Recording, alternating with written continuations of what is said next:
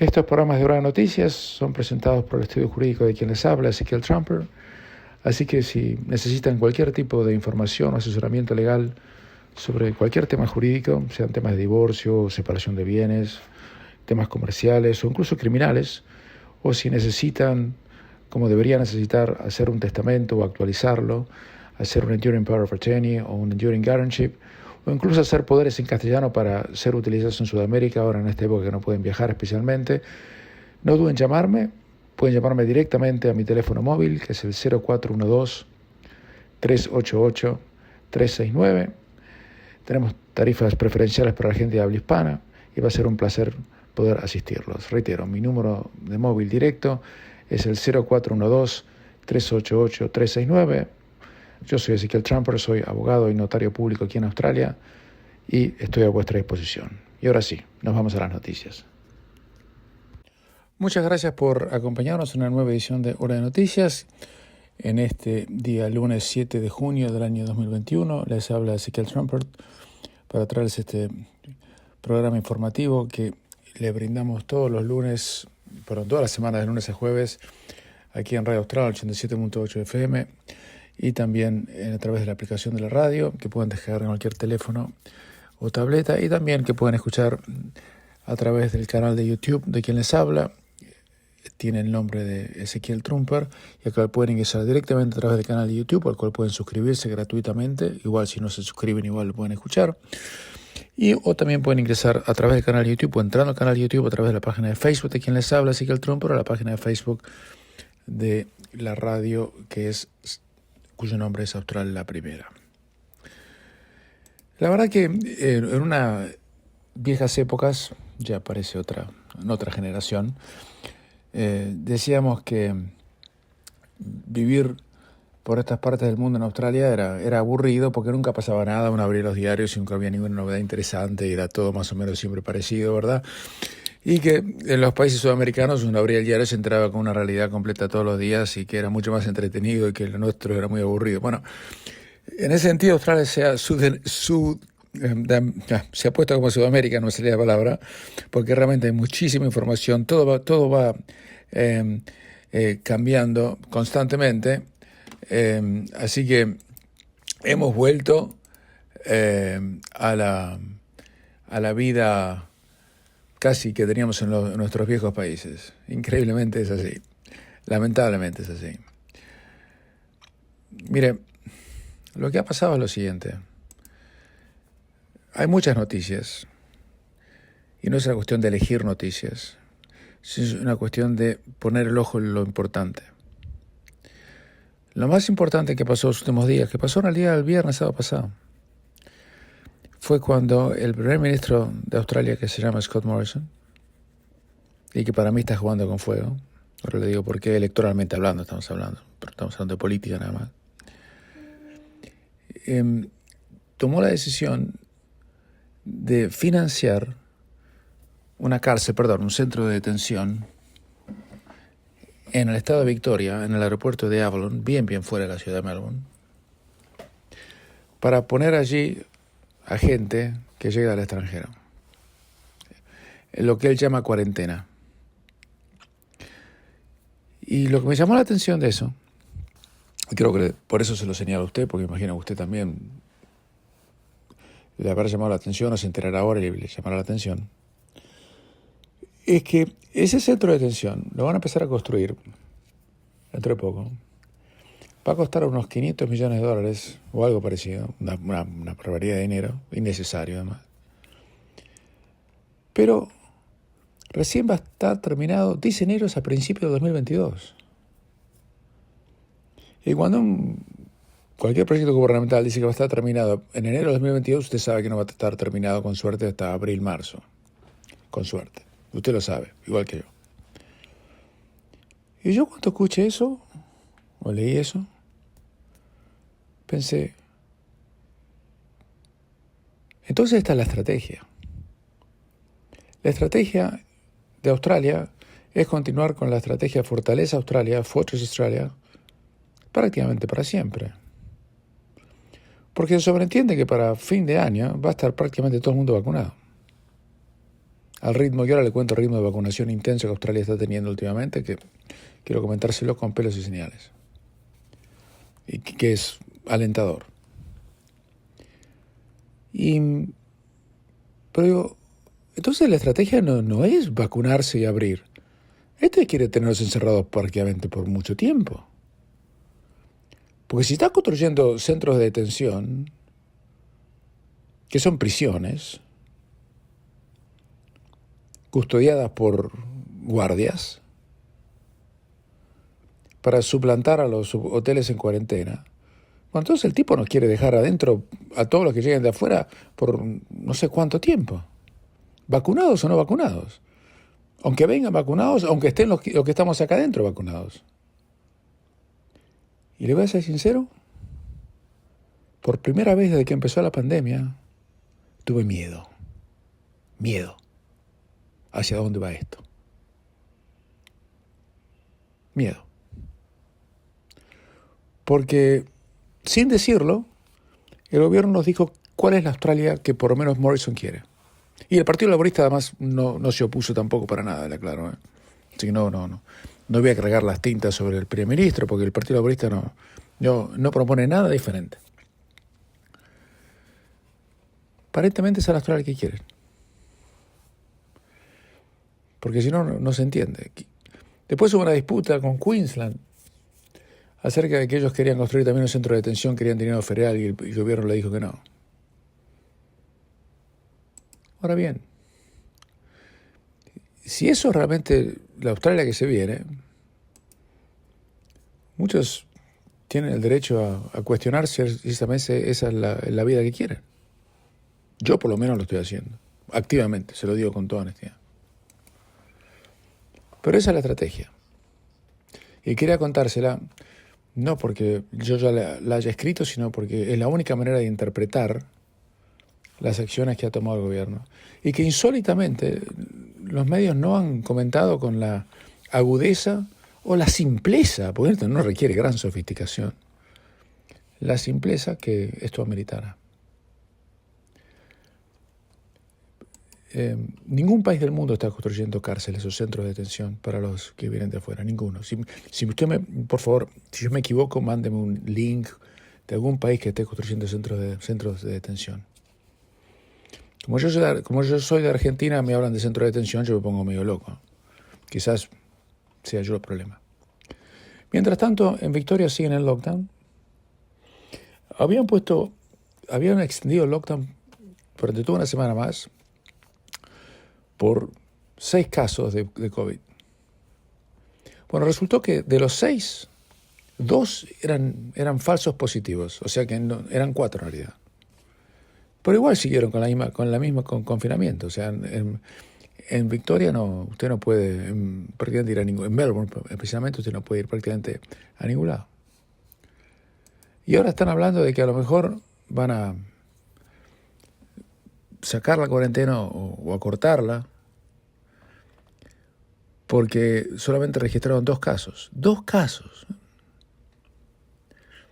En este momento, en todo el estado de Victoria hay 85 casos activos, 6 de los cuales fueron adquiridos en el extranjero. Ahora bien, ¿sabe cuántas camas de terapia intensiva que se prepararon para el COVID-19 existen en Australia? 7.000. ¿Sabes cuántas están siendo utilizadas? Ninguna. Felizmente, ninguna. Pero lo que yo no puedo entender es que si nos habían dicho al principio de esta historia que la idea era resguardar el sistema hospitalario para que no rebalsara, y ahora que no es que está rebalsado, está vacío, sin utilizar, tiene capacidad más que ociosa, escucha bien, es lo que dije. Entonces, ¿cuál es la estrategia? La estrategia quedó muy clara. Es la eliminación absoluta de cualquier caso de COVID en Australia. Esa es la estrategia del primer ministro Scott Morrison y de los premios. En esta no hay ninguna diferencia ni entre gobierno federal y gobiernos estaduales, ni Partido Liberal y Partido Laborista. Justamente allí reside el miedo que tengo. porque no veo que nadie proponga nada distinto a lo que estamos teniendo, que ningún otro país del mundo esté imitando. Ningún país comparable con nosotros. España acaba de abrir sus fronteras. En Europa está todo abriendo. Estados Unidos, donde todavía estoy, está todo abierto. No hay lockdowns, no hay cuarentenas. Hay masivos programas de vacunación y todo sigue. Y nosotros estamos yendo exactamente en la dirección opuesta. Mira, hacemos una pausa y continuamos. Mientras tanto, el gobierno ha aumentado la intensidad del programa de vacunación y hasta a partir de el fin de la semana pasada empezamos a recibir directamente de la oficina del primer ministro las estadísticas oficiales de cuánta gente se ha vacunado en Australia. Y al día 5 de junio, que son las últimas estadísticas que puedo compartir con todos ustedes, Australia administró 4.927.000 vacunas, prácticamente 5 millones. El día sábado, por ejemplo, el día viernes, hubo un aumento de se aplicaron 141.000 vacunas, que fue el tercer día de más vacunación desde que esto empezó. En los últimos 7 días se aplicaron 775.000 vacunas, en los últimos 9 días 1.020.000, y en los últimos 10 días 1.132.000. Por supuesto, si aplicamos 5 millones de vacunas para la primera semana de junio, eso no cumplió con los planes del gobierno, que quería tener 4 millones para la última semana de marzo, ¿no? Y después, en el comunicado oficial que nos llega de la oficina del primer ministro, dice lo siguiente: más de 1 en 2 personas sobre 70 años está protegido del COVID. O sea que el 57% de la gente de 70 para arriba está protegido del COVID. Eso no es cierto. ¿Por qué? ¿Por qué me dice eso? Si quiere decir lo que dice la oficina del primer ministro. Porque yo cada vez que miro las estadísticas de vacunación de COVID en todo el mundo, aquí en Estados Unidos y en Gran Bretaña, los dos países que sigo más de cerca, cuando Biden hace una conferencia de prensa dice, tantas personas recibieron una sola dosis y tantas otras personas recibieron el programa de vacunación, o sea que recibieron las 2 dosis. Los comunicados de prensa de la oficina del primer ministro no hacen una distinción entre 1 dosis y 2 dosis. Entonces, cuando nos dicen que que el 57% de la gente de 70 para arriba está protegida contra el COVID, eso no es correcto. Está parcialmente protegida para el COVID.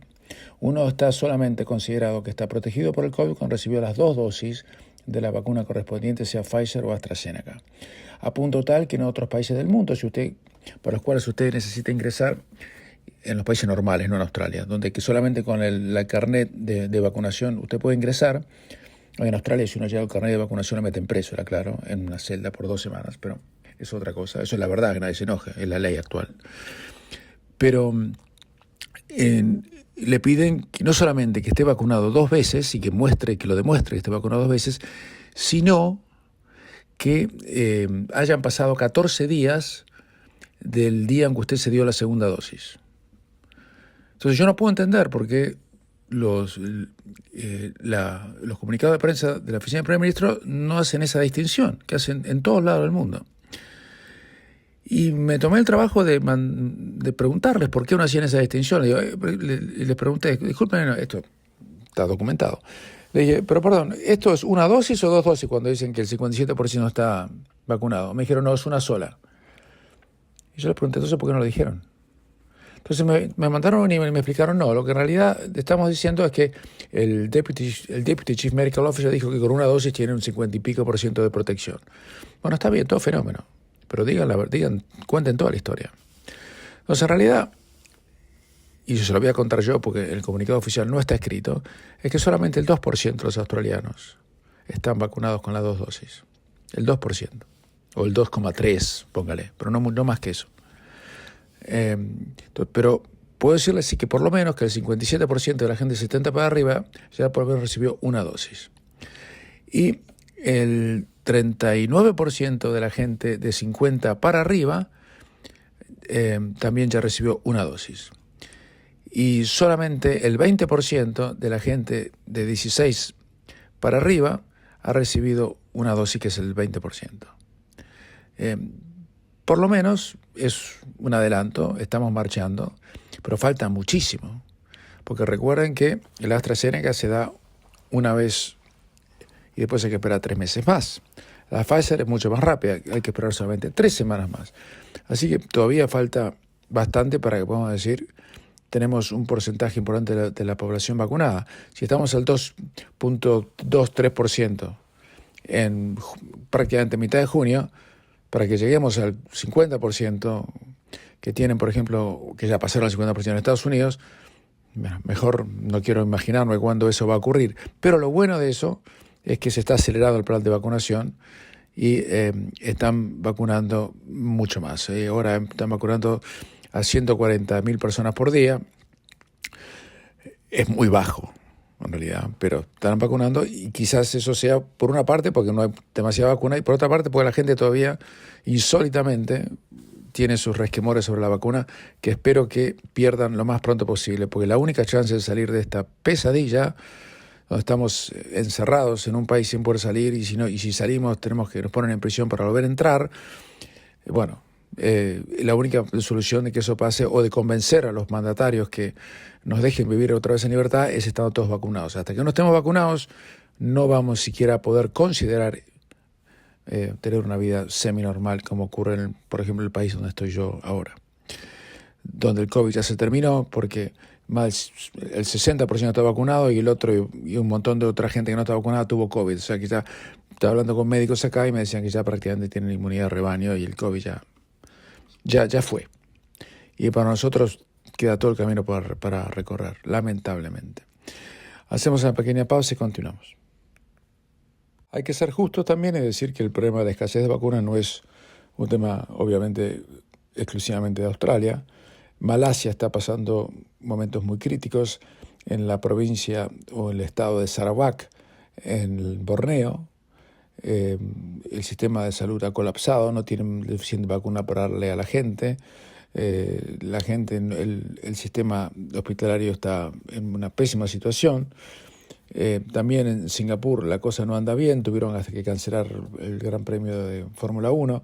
En Australia aparentemente lo van a cancelar también, va a ser en octubre, pero nadie de Europa o Estados Unidos, donde no hay más prácticamente cuarentena de ningún tipo, ni mucho menos lockdown ni nada, va a venir a Australia a correr, a subirse un auto para correr como tienen que comerse 14 días en cuarentena. No lo van a hacer, lo van a tener que cancelar. Para eso demostrar una vez más que estamos realmente afuera del planeta. El problema que tenemos en Australia es que como nunca tuvimos COVID, a menos que nos vacunemos, somos simplemente carne de cañón. Entonces por eso es absolutamente, porque no hay ningún tipo de inmunidad de rebaño. Entonces es absolutamente esencial que la gente se vacune. Pero el tema es complicado. Nadie le está pidiendo al gobierno que abra todo y que volvamos a lo de antes. Eso sería imposible, sería un suicidio.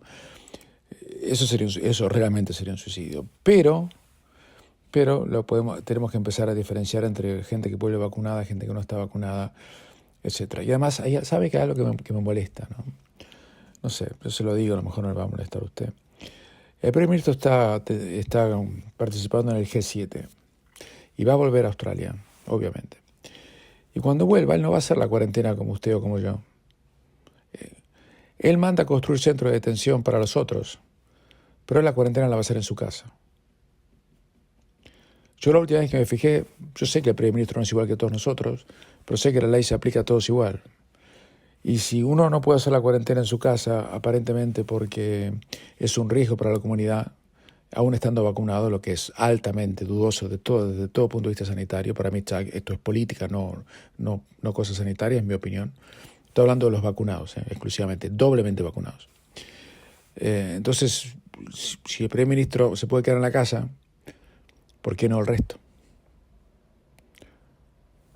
Si no es que la ley sea igual para todos, o a lo mejor él tiene un sistema inmunitario mucho más poderoso que el mío, entonces en ese caso él no puede ser un peligro para la salud pública como si lo sería yo o usted. No sé, yo pregunto. Pero si vamos a hacer la ley donde vamos a construir centros de detención y cárceles en el desierto para poner a la gente inocente que vuelve a Australia aún vacunada, bueno, pues que el primer ministro pruebe su propia medicina entonces. Que vaya él No, él va, no solamente se va a la casa, se va a una mansión, se va a The Lodge. Hacemos una pequeña pausa y continuamos. Cada vez hay más evidencia de que el virus no salió de un murciélago, ni de una sopa de tortuga, ni nada parecido, sino que fue un experimento que salió mal de un laboratorio de China. Y el que está comprometido en este sentido es el propio número uno de infectología de Estados Unidos, el propio Anthony Fauci, que tenía información de esto ya a principios del año pasado y no lo dieron a conocer.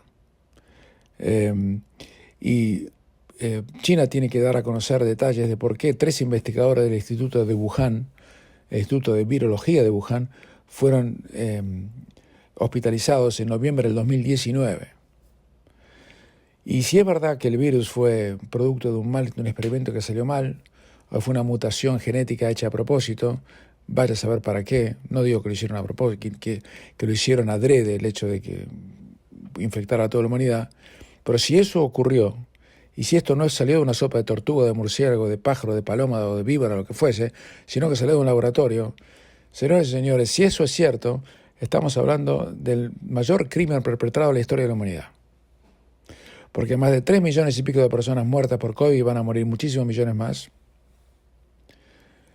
Y ni hablar de las pérdidas económicas, ni hablar de la disrupción que usted sufrió en su vida personal o sus parientes acá, en la China, en Mongolia, en Argentina, en Perú y en Estados Unidos usted quiera.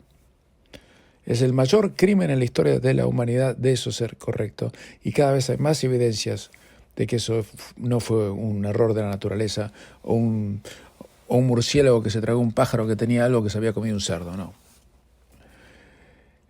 Y en ese sentido se ha llegado hemos tenido que escuchar la barbaridad de que la Organización Mundial de la Salud ha admitido, escuchen bien, ha admitido que cuando sus investigadores fueron a China fueron presionados por el gobierno chino para no profundizar en la investigación. Y también China decretó un confinamiento absoluto y tremendo alrededor de la ciudad de Wuhan. Nadie de Wuhan podía ir a otro lugar de China y nadie de otro lugar de China podía ir a Wuhan. Y sin embargo permitió que los vuelos internacionales de Wuhan fueran a todas partes del mundo, infectando el mundo deliberadamente en ese caso, y ya no puede caber ninguna duda. No importa si el virus salió de la sopa de tortuga, de murciélago o de un laboratorio. Y si es así, yo no digo que lo sea, pero eso sí fue.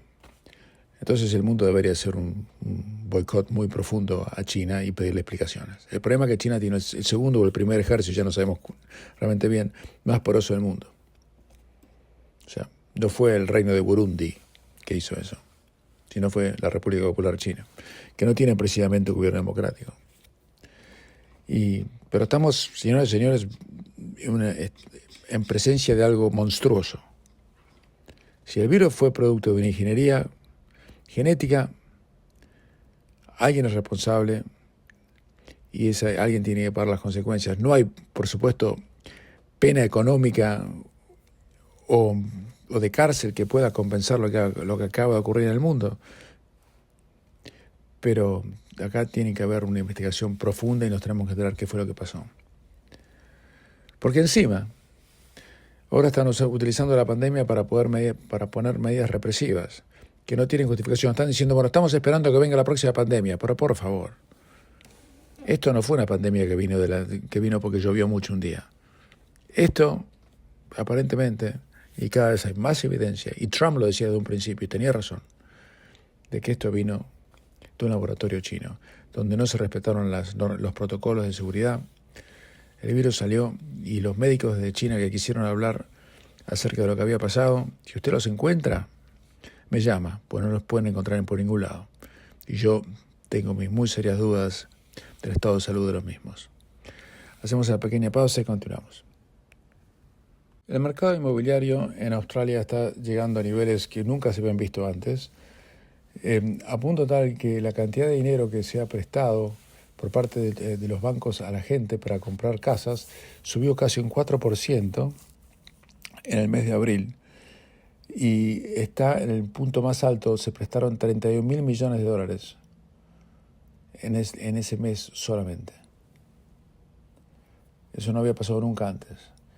El valor total del financiamiento que se está dando para comprar casas es prácticamente un 70% más de lo que era hace 12 meses y un 55% más de lo que era el promedio antes de la pandemia. Antes de la pandemia. Esto es extraordinario. Lo que se acabo de decir, no sé si ustedes pueden absorber lo extraordinario de lo que se estoy diciendo. El nivel de endeudamiento de Australia para comprar propiedades subió desde antes de la pandemia hasta después de la pandemia, que en realidad que nosotros nunca tuvimos, pero hasta ahora subió el 55% del 2019 al 2021. Eso es una monstruosidad de dinero. Y además, los hogares en Australia cada vez están sacando préstamos más gigantescos. ¿Saben cuál es el promedio de las hipotecas que se dieron el último mes? El valor promedio.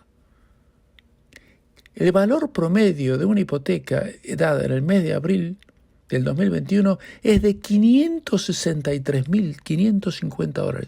$563.000 de promedio. Eso quiere decir que algunos sacaron 800.000, 900.000 y algún pobre cristiano habrá sacado 100.000. Pero por eso es 563.000. Es mucho más alto que eso. Y eso es para las casas no de inversión, sino casas que la gente está eligiendo para vivir.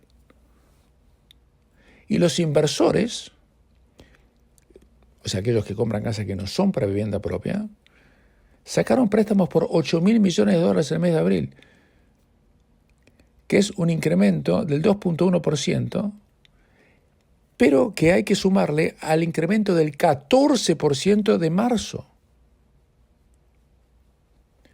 Señores, si esto no es una burbuja, yo no entiendo más nada de economía, de finanzas, de política, ni de fútbol, no entiendo más nada. La pelota es cuadrada, no entiendo nada. Y ni el Banco Central ni el gobierno está poniendo paños fríos a algo que va a explotar. Es imposible que no explote. ¿Cómo van a hacer los australianos para pagar, o cualquiera, para pagar o financiar una deuda hipotecaria de 600 o 700.000 dólares, con los sueldos que existen en este país? Porque esto no es Estados Unidos. Estados Unidos, los profesionales ganan mucha más plata acá. El doble o el triple. Y pagan menos impuestos, además. Entonces, yo no puedo entender cómo dejan las tasas de interés a estos niveles. O cómo el APRA, que es la entidad reguladora, que es un ente autárquico, o el Banco Central, ponen límites a la cantidad de plata que el gobierno tiene que prestar. ¿Y por qué no eliminan de una buena vez el negative gearing? No, honestamente que no lo van a hacer. Realmente esto es muy preocupante. ¿Cómo van a ser las generaciones futuras para comprarse una casa? Van a tener que vivir toda su vida financiada. Porque si usted saca una hipoteca de 700.000 dólares, o 600.000, o 480.000, usted no la puede pagar nunca. Literalmente, termina de pagarla nunca. Yo realmente no sé. Yo le digo, estoy muy preocupado a dónde está yendo en este momento Australia, tanto desde el punto de vista político, como desde el punto de vista económico, como desde el punto de vista social. Todo lo que, usted sabe la vieja canción, todo lo que reluce no es oro, y esta vez, aunque reluzca y le parezca oro, no es. Porque los chicos que vienen de atrás no van a poder comprarse una casa en la vida. Y políticamente mejor no digo más nada. Hacemos una pequeña pausa y continuamos. Se jugó una fecha de eliminatorias, es la séptima, porque no se jugó ni la quinta ni la sexta, por eso le digo, es complicado. La séptima fecha de eliminatorias se jugó el viernes pasado, hora de Australia. Venezuela perdió 2-1 de visitante frente a Bolivia en La Paz. Argentina y Chile empataron un partido bastante mediocre y opaco, 1-1 en Santiago del Estero. Un gol de Messi de penal, que Messi hizo 5 goles para la selección argentina, los últimos 5 fueron de penal, después de un penal que le hicieron a Lautaro Martínez, para mí muy dudoso, un penal de VAR. Para mí no. Todos los argentinos me decían que era penal, yo creo que era un penalcito. Pues se lo dieron, Messi lo convirtió y unos minutos después una muy buena jugada, un centro desde la izquierda, La cabeceó para adentro Gary Medel y Alexis Sánchez definió. Ese no fue un gol de VAR, fue un gol legítimo. Igual lo chequearon con el VAR a ver si había un offside milimétrico que no existió. Y el segundo tiempo no pasó nada. Messi tuvo un par de ocasiones de tiro libre. Una pegó en el travesaño y otra se la sacó Claudio Bravo, una tajada realmente excepcional del golero chileno. Después Messi tuvo una más cuando se termina el partido, en una jugada de campo, y pasó muy poco. Es más, Chile creo que jugó un poco mejor durante bastantes periodos del partido, y así fue. Ecuador perdió con Brasil 2-0 de visitante. También Perú perdió 3-0 de local contra Colombia, y en un pálido empate en Montevideo, Paraguay y Uruguay, el local, terminaron empatados sin goles. Ahora bien, ¿qué es lo que va a pasar de aquí en más con la Copa América? Porque hay muchos rumores que no se va a jugar. Teóricamente tienen que empezar este domingo 13 de junio, en el partido inaugural que jugarían Brasil y Venezuela. Pero los jugadores de Brasil no dicen que no la quieren jugar. Y el problema es que todavía no quieren hablar del tema porque quieren terminar de jugar los partidos de las eliminatorias. Hay una fecha más de las eliminatorias que le voy a contar en unos segundos, que se va a jugar mañana, o en realidad pasado mañana en Sudamérica, el miércoles. O sea que le voy a contar más los detalles mañana. Pero los jugadores de Brasil no se quieren presentar. Hay mucha bronca dentro de la Confederación Brasileña de Fútbol entre la dirigencia y los jugadores. Los jugadores que vienen de Europa dicen que jugar la Copa América en estas condiciones es una ridiculez, y por eso no lo quieren hacer. Y la cosa, aparentemente en Uruguay está pasando algo parecido. Tampoco quieren jugar. Ya Cavani y Luis Suárez habían hablado de no jugar la Copa América. Y hasta se llegó a hablar que los planteles de Argentina y de Chile estaban en la misma situación y que prácticamente no querían jugar. La Copa América, ustedes saben, se va a jugar en sedes raras. Se va a jugar en Brasil, lo que tomaron la decisión a mediados de la semana pasada, y se va a jugar en las ciudades de Río de Janeiro, Brasilia, Cuiabá y Goiânia. O sea que la sacaron de los centros neurálgicos de Brasil como San Pablo, Porto Alegre, Belo Horizonte, Salvador, etcétera. La dejaron solamente en Río, Brasilia, que es una ciudad donde prácticamente no hay fútbol, una ciudad capital, Cuiabá, en medio del Amazonas, y Goiânia, también, que viene en el medio de la selva, sin público, en un país con una pandemia terrible y casi 500.000 de muertos. Los jugadores brasileños dicen que no. Casemiro, el capitán, la estrella del Real Madrid, dijo que iban a hablar después, que estaban desconformes, que no los habían consultado. La Federación de Fútbol de Brasil les hizo entender que ellos eran empleados, cosa que es muy difícil decirle a alguien que gana más que ellos, porque Casemiro, Neymar y demás son multimillonarios, nadie le va a decir cómo tienen que hacer las cosas. En la Argentina lo mismo. En Uruguay nadie le va a decir a Luis Suárez y a Cavani qué color de pantalón tienen que ponerse, sino dónde tienen que presentarse. Es complicado. Ni a Diego Godín, ni a muchos de los grandes estrellas que tiene Uruguay. Y Chile igual. En relación al partido de Chile, Arturo Vidal no pudo jugar, pues dio positivo al COVID-19. Aparentemente está bien, no corre ningún peligro. Pero la cuestión está muy, pero muy complicada. Así que no sabemos si se va a jugar la Copa América o no, y empieza en menos de una semana. Realmente, el mundo al revés. Les habló Ezequiel Trumper, será hasta mañana.